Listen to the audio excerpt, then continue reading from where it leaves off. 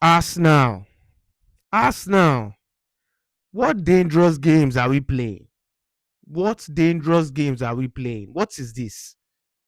Well, happy we won the game. Happy we won the game. Arsenal 2, Wolves 1. Very close game. And the funny thing is, Arsenal dominated this game. Arsenal dominated this game and, held possession more than Wolves. I always say something that the Premier League is very unpredictable. Very, very unpredictable. Chelsea beat Wolves like 3-0, I think it was. Um, Manchester United beat Wolves 4-1. Everybody would have thought that Arsenal were going to, beat Wolves that same margin, or at least like 4-0, 3-0. Arsenal were basically going to dismantle Wolves. And look at Arsenal, how Arsenal struggled to nick a win against Wolves. This is arguably Arsenal being arguably not just the best team in the Premier League, but the best team in Europe based on form, this current moment. Arsenal practically has like three different squads that can play against Wolves and dismantle Wolves. This game was the top of the league holders versus the lowest league holders, people that are guaranteed relegation this season, and Arsenal struggled. But that is how the Premier League is, and that is how football is. I was saying it. I was talking to one of my friends before this game, and it was like Arsenal are going to dismantle Wolves, and it's free 3 points. And I was like, bro, it might seem like that, but the Premier League is a very crazy type of league. Wolves have nothing to lose, so they can come out and play. They have nothing to lose, and teams that have nothing to lose are dangerous, irrespective of what position they are on the table. And the game was very, it was very, I don't know, man. I'm just happy that we nicked a win. We nicked a win because at this current moment we are leading Manchester City with just 2 points, and Manchester City play tomorrow. I think I don't know who they're facing, maybe Crystal Palace or whatever. And if they win, Manchester City, they are a scary team to be chasing you. They are a scary team to be chasing you. Now we don't know. Tomorrow they might lose, and then it's a breath of fresh air. Like Arsenal, we are like, okay, good, good.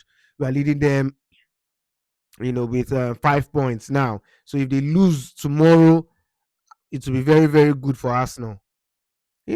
These last few games in the Premier League, Arsenal have not really done that well. Lost to Aston Villa, now almost drew to Wolves, drew to Sunderland, and I know Arsenal fans are desperate for the Premier League, are desperate not to bottle the league, but it was giving that bottle job vibe today.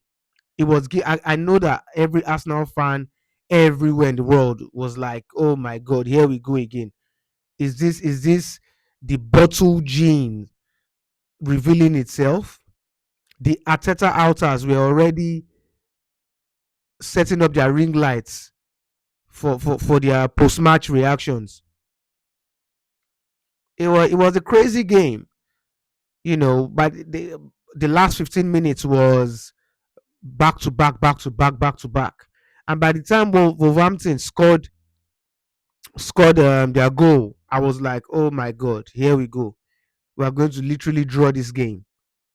How? At that point, I didn't, to be fair, to be honest, I didn't even see Arsenal's second goal because by the time Wolverhampton scored, I just switched off the game. I just switched off the game. I went to do something else because I was livid. I was livid.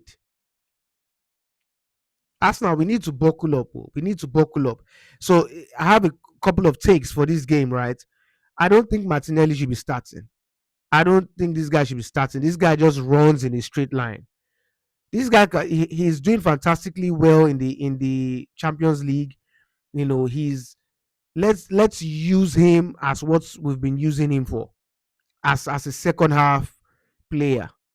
This is somebody that you bring in when the opposition um the opposition right back is pretty much tired.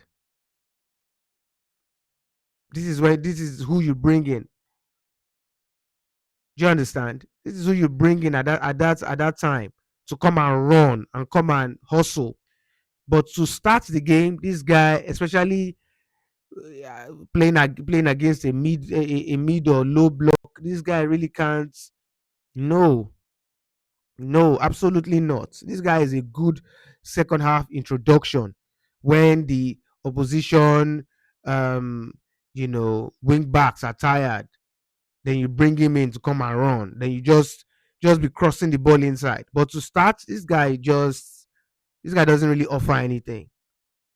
Starting, he doesn't really offer anything. This guy's like he's like Pedro Neto 2.0, just run in a straight line. And also Gyökeres, at this point, this guy needs to starting as a second striker. This guy, the thing is, I love his hold up play. I love Gyökeres' hold up play, and I like how he runs into channels. Now the thing is, Arsenal midfielders don't. I feel like they don't create enough chances for this guy. I think Arsenal have played so much in without a out and out number nine. We've played so long without a out and out number nine that we're so used to that false nine that I don't know the wingers. I don't know if Gyökeres is invincible sometimes to them, but he's not fed enough. And also, this guy isn't really bringing much. When he plays, sometimes it's like Arsenal is playing with just 10 men. This guy doesn't really add anything going forward. If Arsenal have this season, the goals are coming from wingers, from midfielders, from um defenders. That striking position this season has given Arsenal the least goals, and this is what we bought Gyökeres for, because this guy was phenomenal at Sporting Lisbon. Now I know that the Portuguese league is in the Premier League, but like, give us something, give us something. Like, god damn, give us something. This guy isn't doing anything. Playing him, starting him is like basically playing against 10 players. Somebody said that this guy runs like he has Timberland boots on. So at this point, I think now that I know Ateta probably would want to ease Gabriel Jesus into the squad little by little, but so that he doesn't get injured again. Because if he gets injured again, it's just that would just be catastrophic. But and I get that, but at this point, man, I think Gabriel Jesus is fit. I'm sure he'll be itching to play. Play this guy, man. Let this guy start. Let this guy start, and at least in the Premier League, let Gabriel Jesus start till Havertz comes back. Even though I don't rate Havertz, I think he's one of the worst players I've ever watched. But this guy at least offers something going forward. As as as much as I don't rate him, I think he's a horrible footballer. Horrible, Kai Havertz. But this guy gives more. Because at this point, man, Gyökeres is not adding anything to this team. This guy is not adding anything. So I think, yeah, he can start in the Champions League, because Arsenal is doing wonderful in the Champions League. But in the Premier League, let Gabriel Jesus start, man. Because I think Gabriel Jesus brings more to that number nine position in the Premier League. He's skillful. He's also good when it comes to hold up play, and he's itching to what's the word? He's itching to impress Ateta and the fans.